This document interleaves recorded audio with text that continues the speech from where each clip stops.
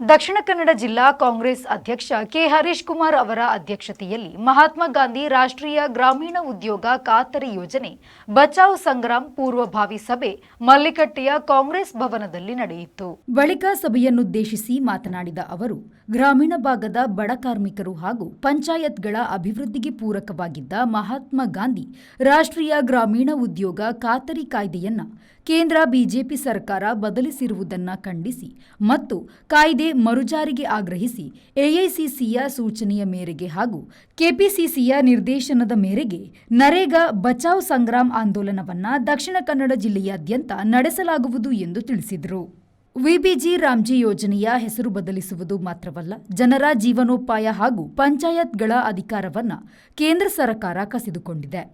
ಇದು ದೇಶದ ಗ್ರಾಮೀಣ ಕಾರ್ಮಿಕರ ಪಾಲಿನ ಮರಣ ಶಾಸನವಾಗಿದೆ ಎಂದು ಹೇಳಿದರು.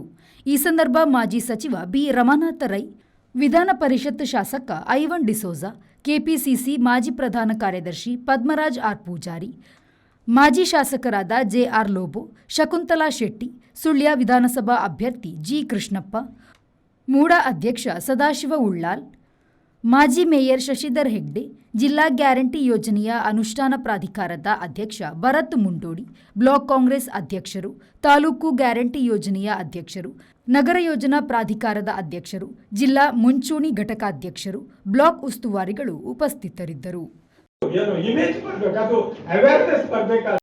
ಬಹಳ ಒಂದು ದೊಡ್ಡ ಅಸ್ತ್ರ ಇದೆ. ಒಂದು ಕಡೆ ಧಾರ್ಮಿಕವಾಗಿ ತಗೊಳ್ತಾರೆ, ಇನ್ನೊಂದು ಕಡೆ ಅವರದ್ದೇ ಯೋಜನೆ ತಗೊಳ್ತಾರೆ. ಮೂರನೇದಾಗಿ ಬಿಜೆಪಿ ಅವರದ್ದು ಎಲ್ಲಿ ಪಂಚಾಯತ್ಗಳಿವೆ ಅಲ್ಲಿ ಮಾತ್ರ ಇಂಪ್ಲಿಮೆಂಟೇಷನ್ ಆಗ್ತದೆ. ನಿಮ್ಗೆಲ್ಲರಿಗೂ ಕೂಡ ಏನೂ ಸಿಗ್ಲಿಕ್ಕಿಲ್ಲ. ಅದನ್ನು ನಾವು ಆಲೋಚನೆ ಮಾಡಿ. ಬ್ಯೂರೋ ರಿಪೋರ್ಟ್, ವಿ4 ನ್ಯೂಸ್, ಮಂಗಳೂರು.